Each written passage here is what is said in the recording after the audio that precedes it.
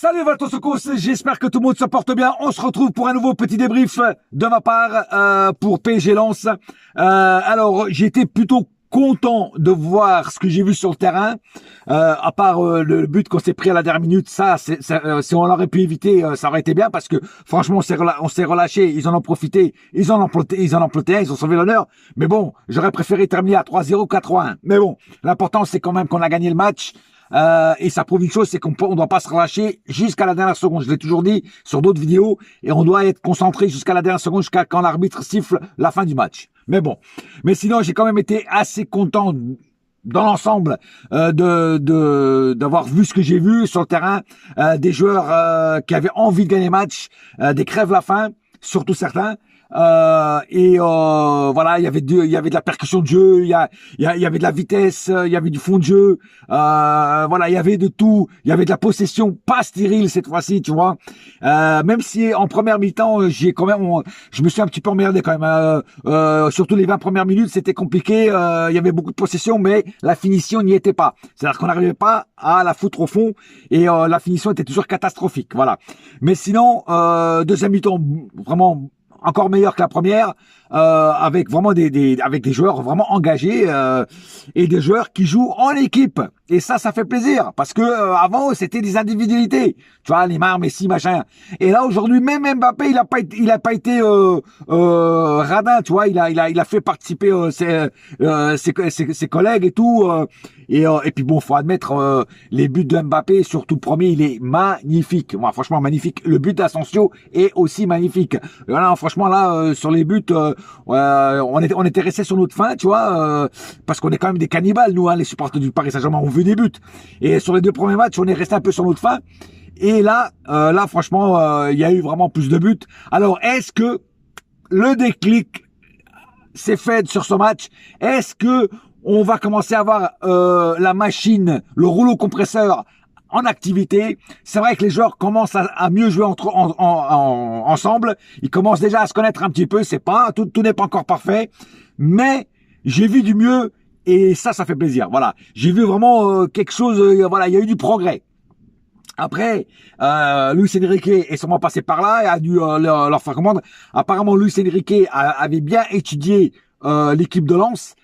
Justement pour pouvoir les embêter et tout ça, et c'est ce qu'on a fait durant tout le match parce qu'ils n'ont pas vraiment réussi à faire ce qu'ils voulaient faire. Alors il y en a, les mauvaises langues diront vous avez gagné parce que Lens n'a rien proposé, mais si Lens n'a rien proposé, c'est parce que le Paris Saint-Germain a étouffé Lens, et quand une équipe étouffe l'autre, on sait tous que l'autre équipe ne peut pas développer son jeu. Je sais parce que nous-mêmes on a souffert de ça. Nous, le Paris Saint-Germain, on a eu des équipes qui nous ont étouffés et on n'a pas réussi à faire notre jeu, et quand nous on n'arrive pas à faire notre jeu, eh ben on n'y arrive pas et on marque pas de but et on perd les matchs. Donc pour Lens c'est exactement pareil, mais les mauvaises langues diront toujours ouais parce que vous avez gagné parce que Lens n'a rien proposé, Lens était pas bon, elle était pas bien, je sais pas quoi. Il y aura toujours une excuse pour les anti Paris Saint-Germain. Mais bon, en tout cas moi ce que j'ai vu ça m'a plu et ça me plaît pour les prochains matchs.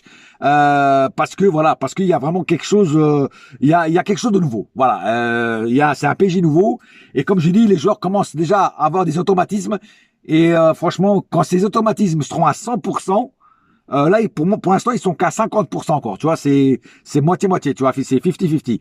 Mais quand ils seront à 100%, ça peut faire mal. Ça peut faire mal pour les autres équipes, et on retrouvera peut-être le rouleau compresseur qu'on avait avant, au temps de Laurent Blanc et de Zlatan. Peut-être pas autant, parce que c'est vrai que à l'époque c'était des 5-0, des 6-0. Bon, moi je demande pas autant de buts, même si ça fait toujours plaisir de gagner haut la main, tu vois.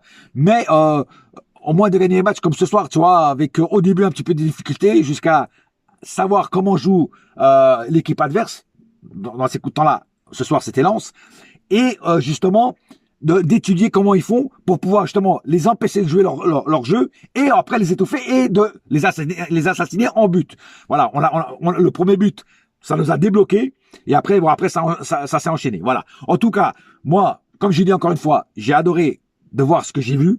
Et j'espère que ça va continuer comme ça. En tout cas, je pense que ça va continuer comme ça, parce que je pense que Luis Enrique va mettre le paquet, et on va pouvoir faire ça. Voilà. Certains joueurs m'ont surpris sur ce match du côté positif, et malheureusement un joueur, voire même deux, euh, m'ont déçu.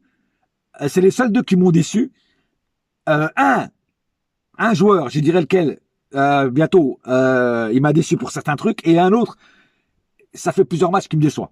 Et là, je vais pas me faire des potes dans son pays parce que c'est voilà, c'est pas un Français, hein, voilà. Et ils vont pas aimer, ce que je vais dire sur lui. Mais bon, je vais y revenir. Voilà. En tout cas, on va passer aux statistiques du match. Alors, les statistiques du match, c'est 17 tirs du côté PSG, 12 du côté lensois.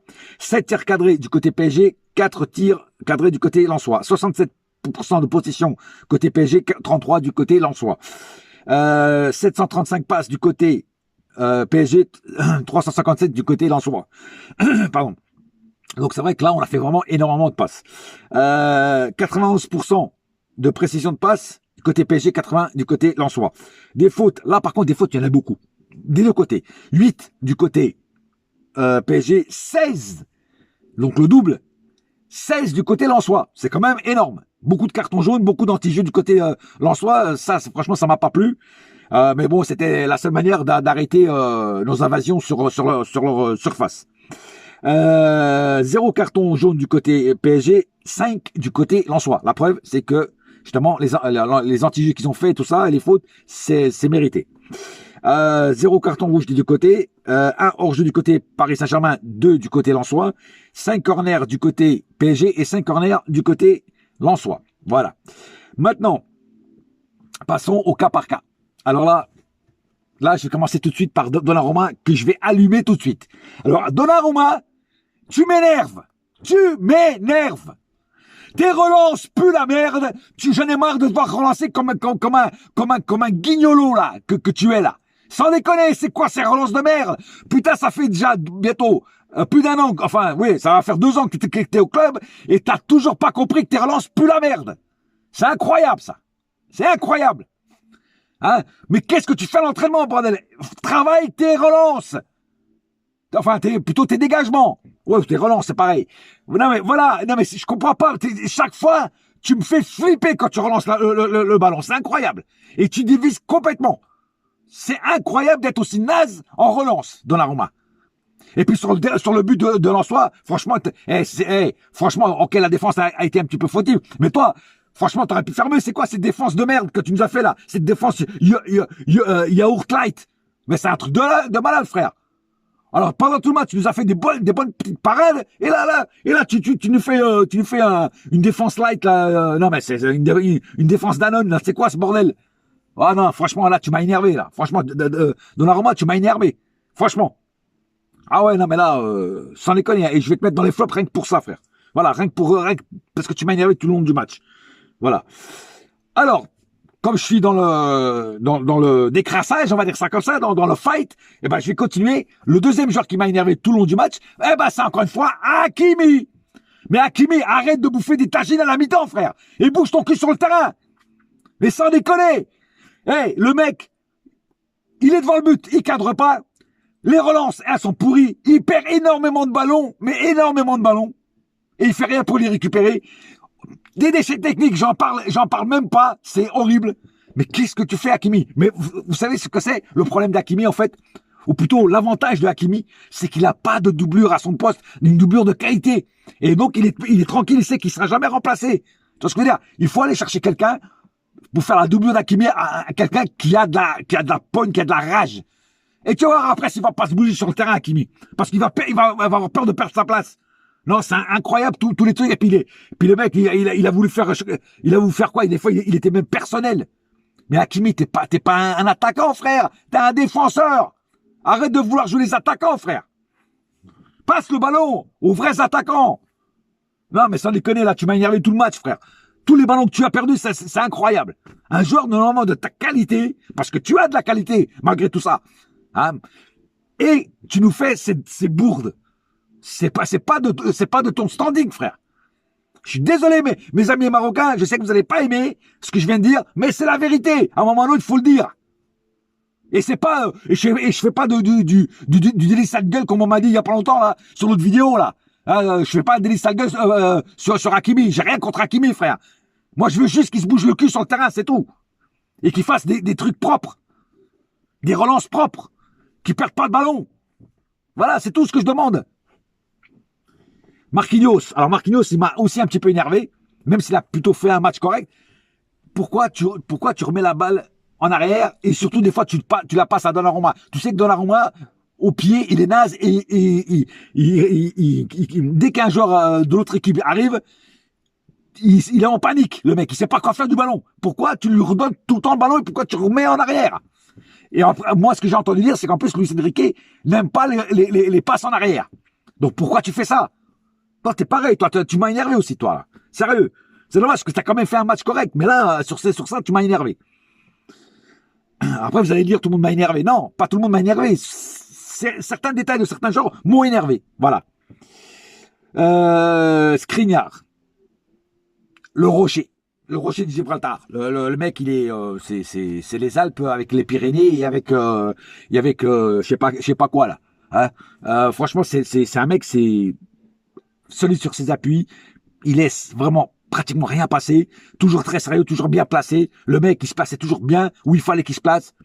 Le mec, rien à dire. Skriniar, le Viking, je vais l'appeler, parce que vraiment déjà il a un Viking et franchement non, franchement, le Viking. Voilà, tout simplement. Encore une fois, exemplaire, Skriniar.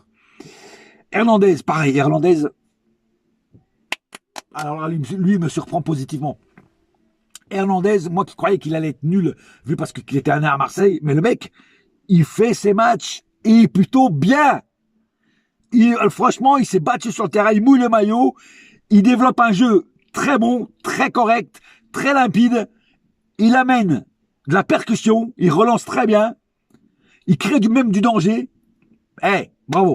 Et l'action d'ailleurs sur le deuxième but de Mbappé, je crois, c'est une attaque 100% française. Tu vois ce que je veux dire? Voilà, c'est un but une construction 100% française avec Hernandez, Mbappé et je crois même Dembélé au début de l'action.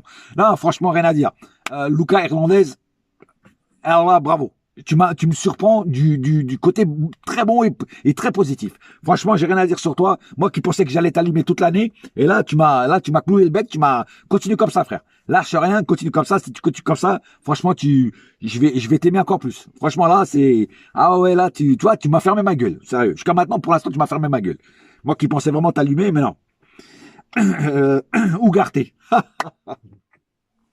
Ugarte.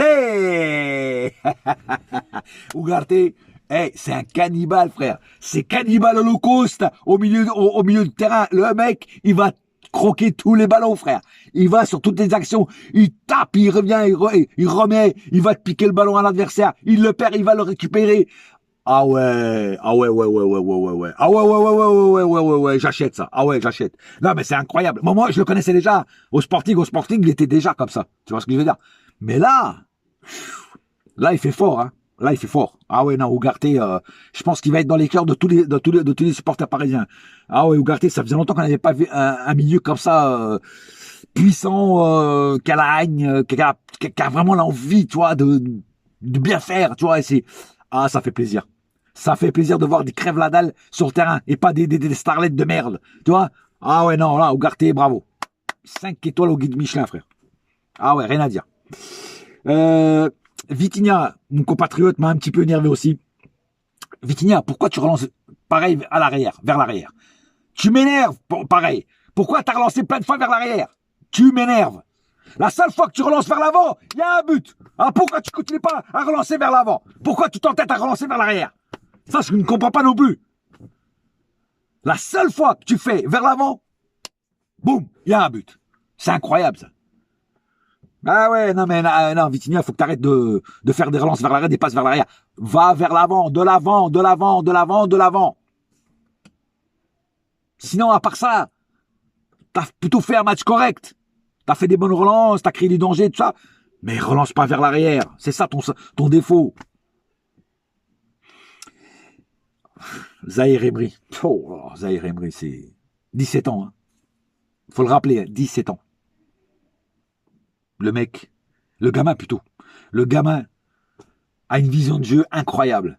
Et puis cette course à la Usain Bolt pour aller défendre, pour aller piquer le ballon, chipper le ballon au joueur lensois, la course à la Usain Bolt qu'il fait, mais c'est incroyable. Bon, après, il a du coffre, il a 17 ans, il est jeune, et lui, pour le fatiguer, il en faut beaucoup, tu vois ce que je veux dire. Il a pas 30, 40 balais, tu vois ce que je veux dire, voilà. Mais le mec, non, enfin, le gamin, il est, voilà, celui-là, il faut le signer bien encore, il est toujours, hein, il faut le garder, hein. Faites pas la connerie de le vendre, hein. Faut le garder celui-là, parce que celui-là, c'est une petite pépite, hein. Faut juste tu vois, tailler la pépite, tu vois, comme ça, tu vois, avec un petit ustensile, là, tu vois, et faire une belle pépite, tu vois. Parce qu'il est déjà bien taillé, mais il faut encore plus le tailler pour qu'il devienne un monstre. Parce qu'il est déjà presque un monstre. Non, rien à dire. Emery, il mérite sa place de titulaire tout le temps, tous les jours. Dembélé. Alors, Dembélé, ouais, les premières minutes du match, un petit peu transparent, un petit peu absent. Bon, après, il n'a pas eu trop de ballons non plus. On lui passait pas trop le ballon. Mais après, il s'est réveillé et vitesse, dribble, percussion du Dembélé dans son art. Quand ce joueur n'est pas blessé, comme on l'a tous dit d'ailleurs, il fait des choses vraiment impeccables. Et puis il est bon des deux pieds, même s'il a un moment il a dévissé sur un tir, ou un moment où il a voulu être un petit peu personnel. Le mec il est bon dans les deux pieds. Mais voilà, donc il a apporté pas mal. Il s'est bien, le mec en plus il est parana sur les passes, il fait des bonnes passes, des fois même des caviars. Non. À part les quelques minutes au début où il était un petit peu absent, il était un petit peu transparent. Le reste, c'est vraiment c'est très bon match de Dembélé et j'ai vraiment pareil, j'ai vraiment aimé, tu vois. On va espérer qu'il ne se blesse pas évidemment. Asensio. Alors Asensio, c'est pareil. Asensio au début, je le kiffais pas trop ce joueur, mais je dois admettre qu'aujourd'hui, il a fait un excellent match. Il a failli marquer un deuxième but d'ailleurs, et le premier but, il est très beau. Le mec, il tente sa chandeleur, il tire et boum, il est dedans. Et très beau but. Et je pense que ça va le mettre en confiance. Et rappelons que Asensio, à la base, il joue pas à son poste, tu vois. Et je trouve quand même qu'il fait un match très très très correct, voire même bon, voire même très bon, parce que pareil, il a eu le déclic sur ce match. Voilà, peut-être que le but ça va lui mettre encore plus en confiance. Le deuxième, la deuxième action où il essaie de marquer de la tête, c'est dommage qu'il dévisse un petit peu de la tête, mais ça aurait pu faire un autre but. C'est dommage. Voilà, c'est vraiment dommage. Mais Asensio, franchement, prometteur pour l'instant. Et enfin, Mbappé. Mbappé, pareil, il y a eu un moment durant le match où où il flottait dans l'air, tu vois. C'est-à-dire qu'en fait, il n'était pas, on le voyait pas trop, tu vois. Après, évidemment, on a retrouvé notre Mbappé national, c'est-à-dire le mec, il crée du danger. Les mecs pour l'arrêter, ils sont obligés de lui attraper le maillot. Enfin bref, voilà. Et les deux buts sont magnifiques. Le deuxième avec un petit peu de chance quand même, faut l'admettre. Mais le premier est magnifique. Et sur une belle passe de Lucas Hernandez. Et franchement, non, Mbappé, on retrouve petit à petit notre Mbappé. Et en plus, comme je dis, paradin sur les passes, il fait participer ses collègues. Non, voilà. Peut-être que depuis que Neymar est parti, peut-être que voilà, il s'est débloqué, il est peut-être mieux, il se sent peut-être mieux. En plus, il est avec ses collègues français, Dembélé, Lucas Hernandez, tout ça. Peut-être que ça va peut-être lui faire avoir l'idée de rester parmi nous encore beaucoup d'années et pourquoi pas faire toute sa carrière au Paris Saint-Germain. En tout cas, j'ai aimé le match de Mbappé encore ce soir et on va espérer que tout ça, que tous ces automatismes entre les joueurs continuent et s'améliorent encore plus de match en match, de jour en jour et de mois en mois. Voilà. Mais on a quand même une bonne petite équipe. Bon, après, à la fin, Danilo est rentré. Bon, Danilo n'a pas fait une mauvaise rentrée. Par contre, j'ai pas compris pourquoi il a fait rentrer Ruiz et Soler. Ruiz n'a pas fait une mauvaise entrée, mais bon, ça ne sert pas à grand chose de faire entrer Ruiz et Soler à la fin. Mais bon. Mais sinon, je pense quand même qu'on doit encore acheter des joueurs parce que notre banc n'est pas top encore. Tu vois, on n'a pas vraiment de grands noms sur le banc et des bons joueurs sur le banc. Voilà. En plus, on a Gonzalo Ramos qui est blessé. N'oublions pas une chose, c'est que Gonzalo Ramos est venu déjà du Benfica, même si peut-être qu'il y en a qui ne le savaient pas, est venu du Benfica déjà avec une gêne musculaire, donc il était déjà blessé. Et là, on l'a fait jouer, on l'a forcé, et là, voilà, donc il faut le laisser récupérer et il reviendra sûrement en force. En tout cas, il était au Parc des Princes en train de voir le match dans les tribunes. Pareil pour le petit Coréen qui est pas là, qui est aussi blessé. Voilà, bon, on n'a pas de chance. Hein. De toute façon, ça à la Poisse Saint-Germain, c'est toujours connu. Hein. On a la Poisse Saint-Germain, les joueurs qui se blessent. Mais bon, voilà. En tout cas, j'ai aimé ce que j'ai vu et j'espère voir ça dans la continuation et, comme j'ai dit, s'améliorer. Petite précision avant que d'arrêter cette vidéo, les 2 prochains matchs, je ne pourrai pas les voir car je serai au taf. Donc le match contre Lyon et le match, l'autre, je crois que c'est contre Nice. Voilà, je ne pourrai pas les voir, donc je ne pourrai pas les débriefer. Donc il n'y aura pas de débrief et pas de vidéo de ma part. Voilà. Sur ce, un seul cœur, un seul club, c'est Paris ma gueule. Yes, my friend. Et la saga continue. Allez.